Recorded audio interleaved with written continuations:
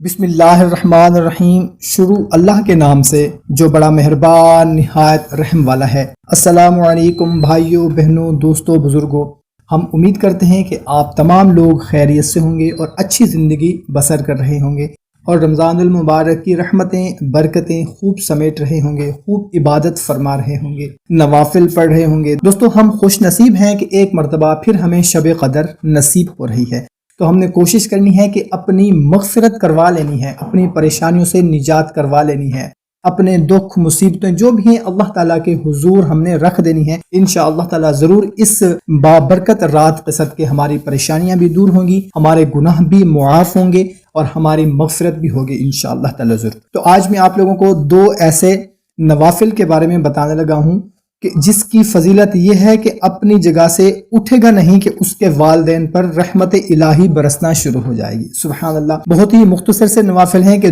2 رکعت نفل شب قدر کو اس طرح پڑھیں کہ ہر رکعت الحمد شریف کے بعد قل هو اللہ احد 7 بار پڑھیں اور سلام کے بعد 7 مرتبہ استغفر اللہ پڑھیں۔ تو جو کوئی بھی یہ نوافل ادا کرے گا تو اپنی جگہ سے نہیں اٹھے گا کہ اس پر اس کے والدین پر رحمت الہی برسنا شروع ہو جائے گی۔ سبحان اللہ۔ تو دوستو، کوشش کرنی ہے کہ اس کو زیادہ سے زیادہ شیئر کرنا ہے تاکہ آپ کے ساتھ ساتھ آپ کے دوست احباب اس سے مستفید ہو سکیں۔ ہمیں دیں اجازت، ملتے ہیں ایک نئی ویڈیو میں، اپنا خیال رکھیے گا۔ اللہ حافظ۔